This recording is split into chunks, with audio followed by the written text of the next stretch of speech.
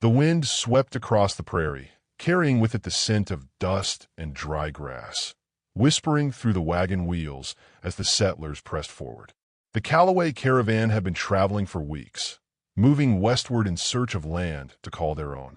The golden light of the setting sun stretched their shadows long against the earth, and Elizabeth Callaway, 20 years old, sharp-eyed, and unafraid of hard work, watched the horizon from her perch atop the lead wagon.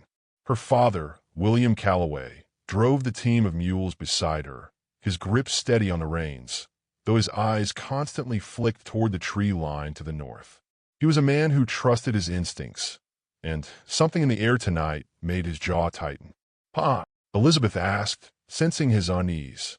"Keep your rifle close, girl," he murmured without looking at her. "We ain't alone out here." Elizabeth obeyed, reaching for the old Henry repeater that lay beside her on the buckboard. The weight of it was familiar, comforting. She had been raised with a rifle in her hands, learning to hunt as soon as she was strong enough to hold steady. But shooting at a deer was one thing. Defending herself from men was another. The sun dipped below the horizon, and the land cooled in the twilight. Somewhere in the distance, a coyote howled. The caravan moved slower as the night deepened, and soon fires were lit, their flickering glow dotting the landscape like fallen stars. The families gathered to eat, voices low but warm, speaking of the promise of new beginnings. Elizabeth sat close to the fire, her hands wrapped around a tin cup of coffee, when a sharp snap echoed in the darkness beyond the wagons. It was the sound of a horse's hoof breaking a branch. Too deliberate, too near. Her father was already on his feet, hand on the butt of his revolver. Others followed suit, men grabbing rifles, scanning the darkness. The silence stretched long and thin. Then came the whistle. A sharp, rising call. The attack came all at once. A thunder of hooves, the war cries of Pawnee warriors cutting through the night, arrows slicing the air. Chaos erupted as settlers scrambled for weapons, firing wildly into the darkness. The warriors rode fast and low, their ponies kicking up dust, their braids streaming behind them. Elizabeth felt the shock of the first rifle blast ripple through her bones. She swung her Henry up, aiming for the dark figures that moved between the wagons. Her breath came fast, but her hands were steady. She fired. A warrior tumbled from his horse, rolling hard in the dirt before lying still. Then a heavy weight slammed in her side. A man, his face painted with bold streaks of red and black, knocked her from her feet, his grip iron-strong as he wrenched the rifle from her hands. She fought, twisting against him, but he struck her hard across the face, sending her sprawling.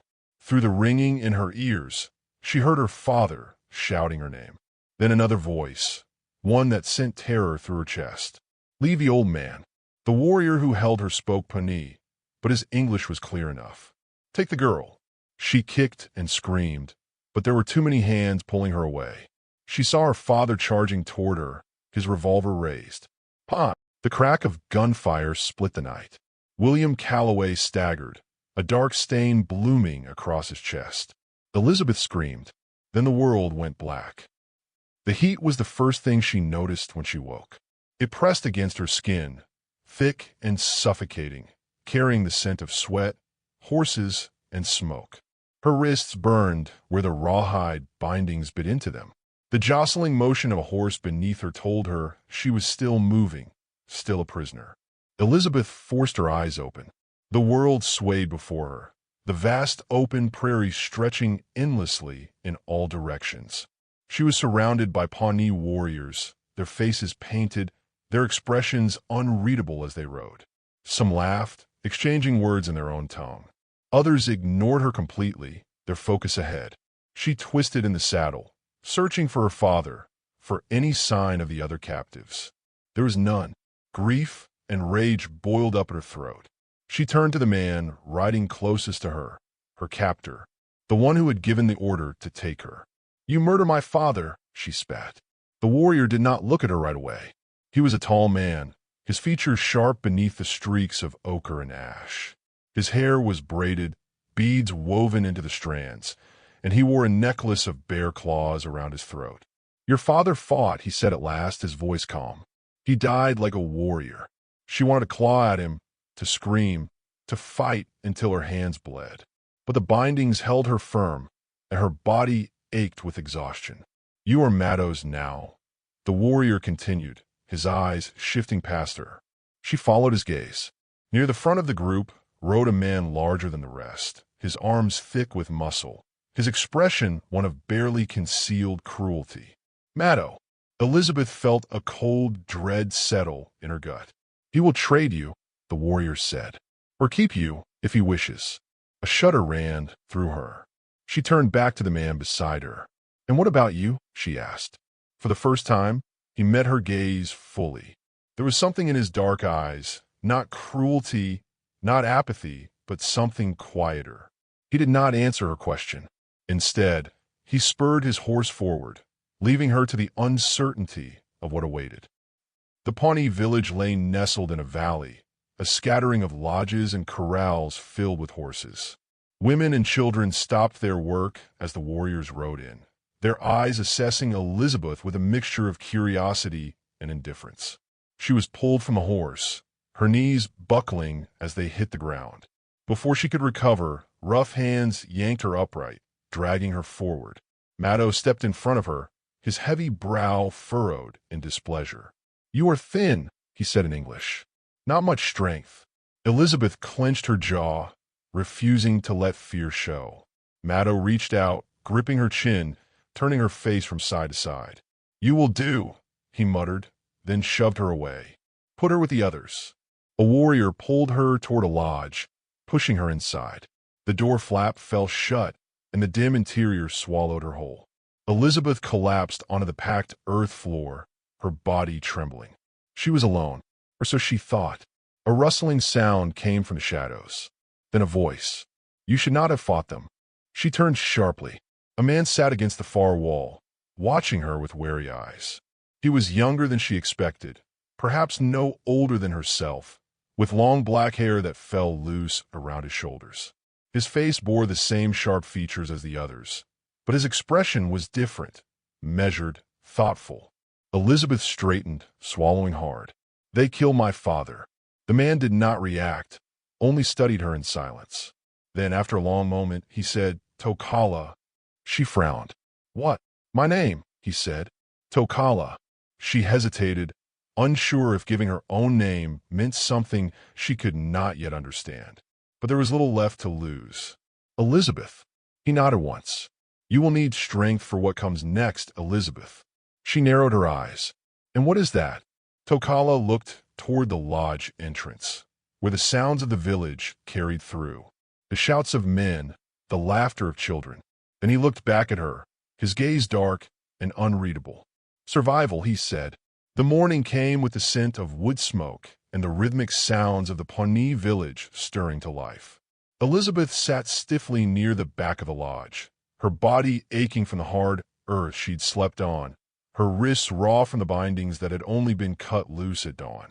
A single shaft of golden light streamed through the gap in the hide flap, illuminating the dust swirling in the air.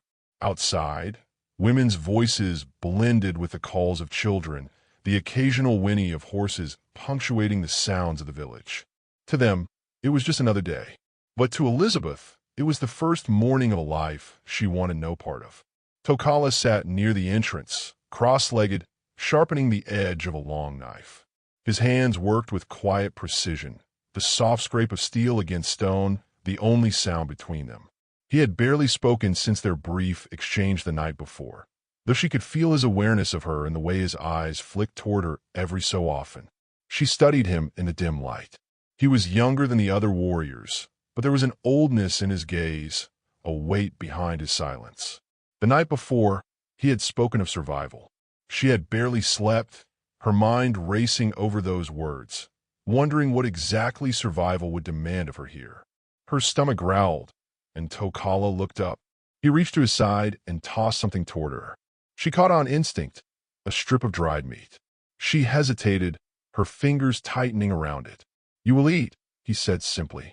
She wanted to refuse, to let her hunger burn inside her as a sign of defiance. But the truth was her body was weak, her limbs sore. If she was to endure, she needed strength. Slowly, she lifted the meat to her lips and chewed. Tokala nodded in approval, then returned to his blade. The hide door was pushed aside, and the sudden flood of sunlight blinded her. A tall figure stepped inside. Maddo. He surveyed the small lodge, his gaze settling on Elizabeth. His lips curled slightly, as if he were looking at a piece of livestock and considering its worth. She will work, Maddo said in Pawnee, his voice thick with authority. She will learn. Elizabeth held his gaze, unwilling to let him see her fear. She would not be cowed. Maddo turned to Tokala. Watch her. If she does not obey, she will be punished.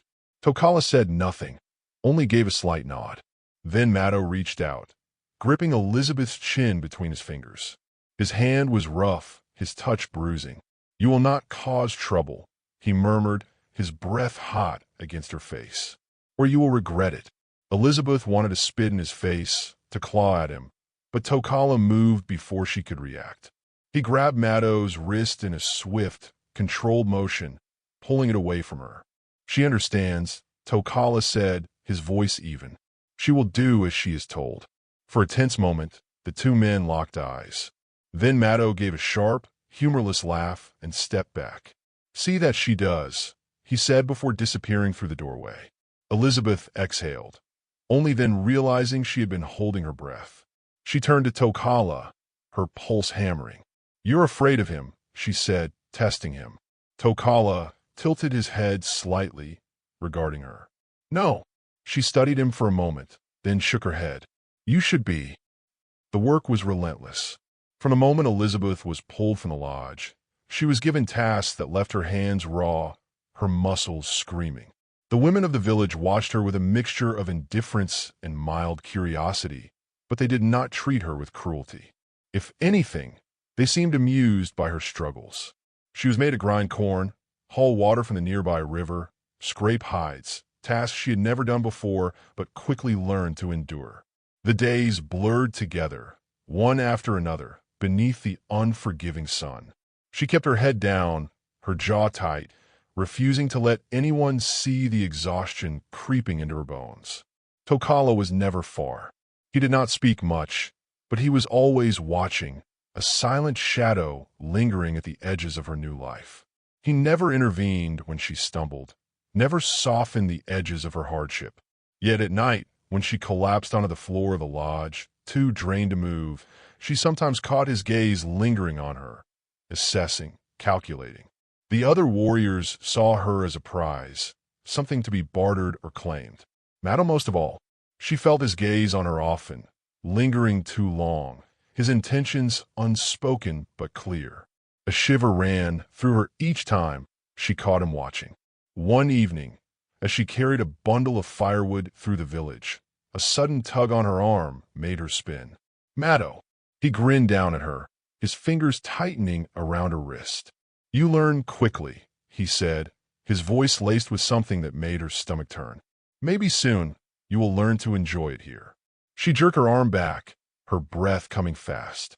I will never enjoy this, she hissed. Maddo chuckled. We will see. She turned to leave, but his hand shot out again, gripping her firmly. Her heart pounded. Then another hand intervened. Tokala's grip locked around Maddo's wrist, his expression unreadable but his stance firm. She has work to finish, he said coolly. Maddo's amusement vanished. You forget your place, Tokala. Tokala did not waver. She is not yours yet. Elizabeth held her breath. Maddo's face darkened, but after a long moment, he let her go with a grunt of annoyance. Watch yourself, he muttered before striding away. Elizabeth exhaled sharply, rubbing her wrist. She turned to Tokala, her pulse still racing. Why did you do that? He looked at her for a long moment before speaking. Because Maddo takes what he wants, and if he takes you, there will be no stopping him. She swallowed hard. Then why does he wait? Tokala's gaze shifted toward the setting sun. He wants you to break first. Her stomach clenched. She glanced back at Maddo's retreating figure, then at Tokala. And you? She asked. Why do you care? A flicker of something unreadable passed over his face. Then, without answering, He turned and walked away. That night, she lay awake, staring at the ceiling of the lodge, her mind churning. The weight of her captivity pressed against her chest, suffocating, relentless. Every day here felt like a battle she could not win, and yet she was still fighting. The thought sent a surge of something fierce through her veins. They had taken her, but they had not broken her. Not yet. A quiet movement outside the lodge caught her attention. She tensed, her fingers tightening around the thin blanket she had been given. The flap rustled, and then Tokala stepped inside. He moved with the ease of someone accustomed to the dark, his steps barely making a sound. He knelt near the fire pit, his face illuminated by the dim embers. She propped herself up on one elbow, watching him. "What are you doing?" He hesitated, then met her gaze. "Tomorrow, we leave." Her breath caught. "Leave?" His expression was unreadable. "I can get you out." Her heart pounded against her ribs. "What?" Tokala was silent for a long moment before answering. "Because you are not meant to be here." She stared at him, searching his face for any hint of deception. But there was none. Hope bloomed in her chest, fragile but real. She sat up fully, her voice barely above a whisper. "Ow!" Tokala glanced toward the entrance, listening for any movement outside. Then he turned back to her, his voice steady. "Trust me." The night was as still as death. A low wind murmured through the trees beyond the village, stirring the dry earth. But within the Pawnee encampment, there was only silence, save for the occasional snort of a restless horse or the distant crackle of a dying fire. Elizabeth lay stiffly on the floor of Tokala's lodge, her pulse drumming against her ribs. Every sound, every shadow flickering against the hides of the dwelling, sent a fresh spike of fear through her. Tokala sat near the entrance, his knife in hand, its blade catching the faint glow of embers. He had barely spoken since his whispered promise hours before.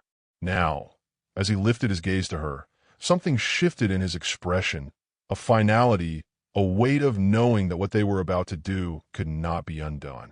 "Now," he murmured. Elizabeth forced a breath into her lungs, then rose soundlessly, her limbs tense with anticipation.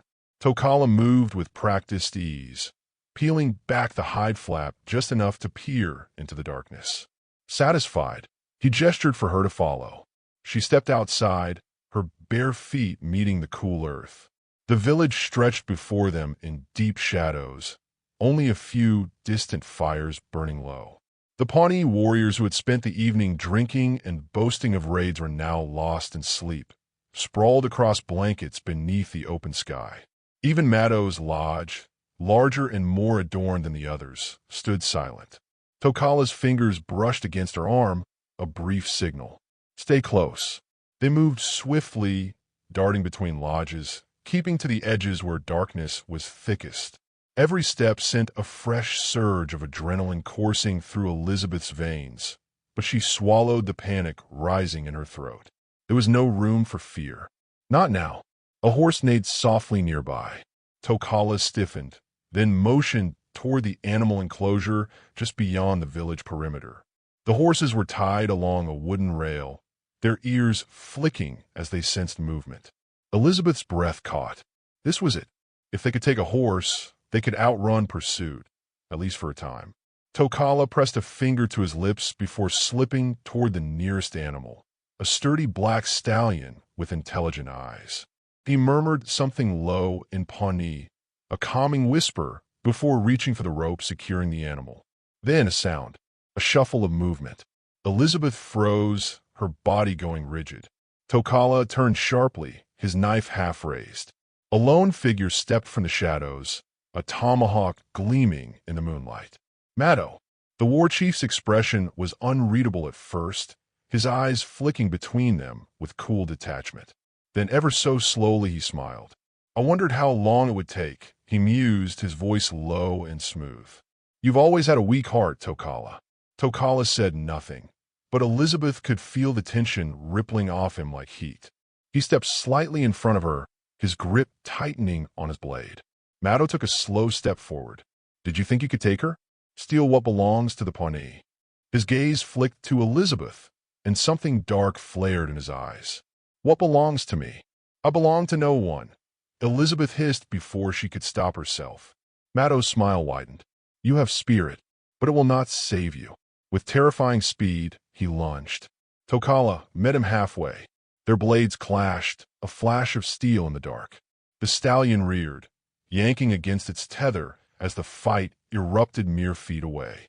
Mattow swung his tomahawk in a vicious arc, forcing Tokala back. He was stronger, heavier, his strikes meant to kill. Tokala moved like a shadow, dodging, deflecting, his own knife a deadly flicker of light. Elizabeth stumbled backward, heart pounding. She had no weapon, no way to help. But she couldn't just stand there. Her eyes darted to the stallion. The rope securing it was looped tightly around the wooden post. If she could free it, a grunt of pain snapped her attention back. Tokala staggered, Mattow's tomahawk carving a shallow gash along his arm. Blood dripped onto the dirt. Mattow sneered. "This is what happens to traitors," he spat. Elizabeth's hands flew to the knots binding the stallion, fingers fumbling desperately. The horse shifted, sensing her urgency. Mattow struck again, his blade slicing air as Tokala barely twisted away in time. But he was slowing. The wound on his arm weakened his defense. Elizabeth yanked at the final knot. The rope snapped loose. The stallion jerked forward, and without thinking, she seized its mane and threw herself onto its back. "Tokala!" she screamed. He didn't hesitate. With a last desperate move, he slammed his shoulder into Mattow, knocking him off balance just long enough to break away. He spun, leaping onto the horse behind Elizabeth as Mattow roared in fury. Then they were flying. The stallion bolted, hooves thundering against the earth. Elizabeth gripped its mane tightly, feeling the raw power of the animal beneath her. The village erupted behind them. Shouts, the rush of bodies, warriors scrambling in confusion. But they were already past the outer limits, the open plains stretching before them like a promise of salvation. The wind lashed against Elizabeth's face, her heart pounding with every gallop of the stallion. She could hear Tokala behind her, his breathing heavy, his blood staining the horse's back. Then war cries. She twisted to look over her shoulder. A handful of warriors had mounted their own horses, giving chase. Mattow led them, his face twisted in rage. Elizabeth's stomach clenched. They were gaining. Tokala pressed closer to her, his voice sharp in her ear. "Hold on." He yanked the stallion's reins, urging the horse into a new direction, toward the thick cluster of trees that bordered the river. If they could reach the water, they might have a chance of losing them in the current. The stallion surged forward as if it understood, but the warriors were closing in. An arrow whistled past, narrowly missing Elizabeth's shoulder. Another struck the ground near the stallion's hooves, sending it into a brief, panicked leap. Tokala twisted, drawing his knife. He turned just as one of the warriors came alongside them, swinging a hatchet. With a brutal efficiency, Tokala lashed out, his blade finding its mark. The warrior tumbled from his horse with a guttural cry. But Mattow was still coming. The river was close now, the trees swallowing them into deep shadows. The water gleamed ahead, moonlight dancing on its surface. Elizabeth barely had time to brace before Tokala jerked the reins again, and they plunged into the river. The shock of cold was like a blade to the chest. The stallion kicked wildly, struggling against the current. Elizabeth gasped as the water dragged at her, soaking her dress, her limbs going numb. Behind them, the warriors pulled up short, their horses skidding to a stop at the water's edge. Mattow snarled, pacing along the riverbank like a caged predator. Elizabeth turned to Tokala, her breath ragged. "We can't stay in the water." He nodded, his gaze scanning the opposite bank. "We go north. Fast." They urged the stallion forward, the animal fighting against the pull of the current. Finally, its hooves found purchase on the rocky shore, and they scrambled onto solid ground. The warriors remained on the far bank, watching, waiting. Then Mattow's voice cut through the night.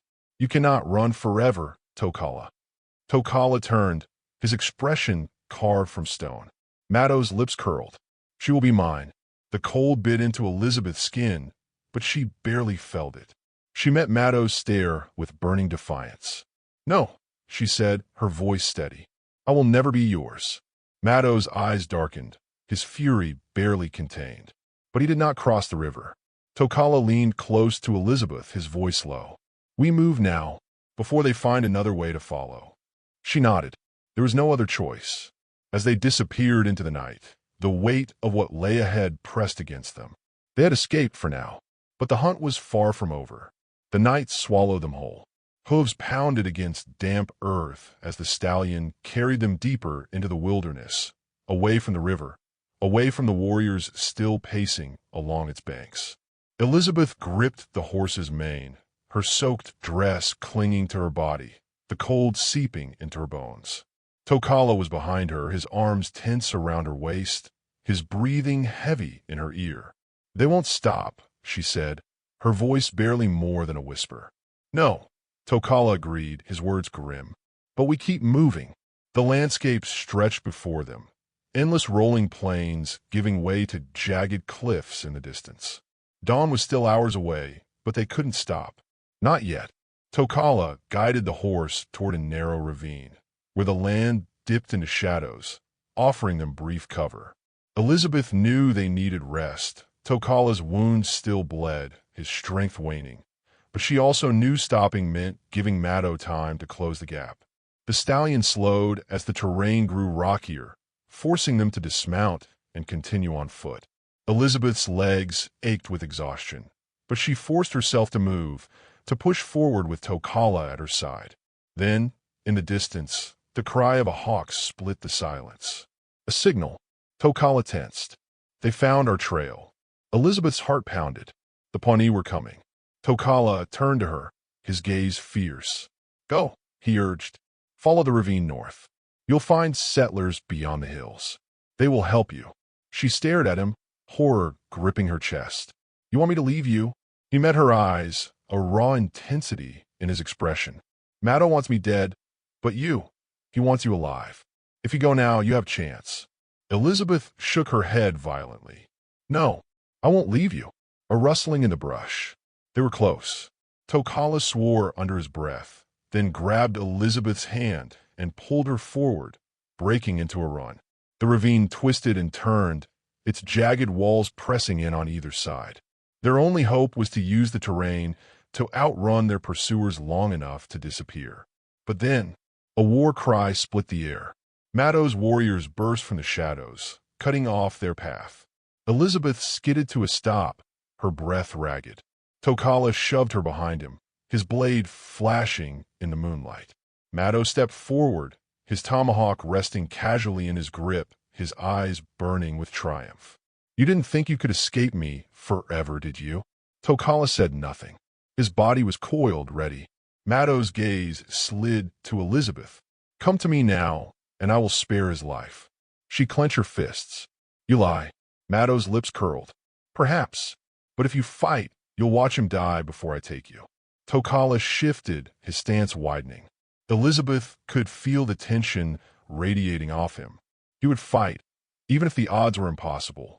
Then she saw it, the rock ledge above them, precarious, its loose stones barely clinging to the cliffside. An idea struck her like lightning. She turned to Tokala, her voice urgent. Trust me. Without waiting for a response, she lunged toward the cliffside, grabbing a thick branch lodged in the rock. She yanked with all her strength. For a heartbeat, nothing happened. Then the earth groaned. The ledge above them trembled, then collapsed in a cascade of stone and dust. Mado's warriors shouted in alarm as the avalanche of rock thundered down. Elizabeth barely had time to stumble back before Tokala grabbed her and pulled her into a run. They sprinted through the chaos, dodging falling debris as Mado roared in fury behind them. Dust choked the air, the ground shaking beneath their feet, but they didn't stop. They couldn't. The ravine widened ahead, opening to the rolling plains. A chance. A way out. Tokala grabbed Elizabeth's hand, his grip tight. Now! They ran, the wind whipping against them, the sound of shouting lost in the distance. And then silence. Elizabeth collapsed on her knees, gasping for breath. The sun was beginning to rise, its golden light breaking over the horizon. Tokala knelt beside her, his chest heaving. His wound was bleeding again, but his eyes were bright, alive. They had done it. Elizabeth turned to him, a slow realization settling in. We're free. He looked at her, his expression unreadable. Then, after a long moment, he nodded. But she knew this wasn't the end. It was only the beginning.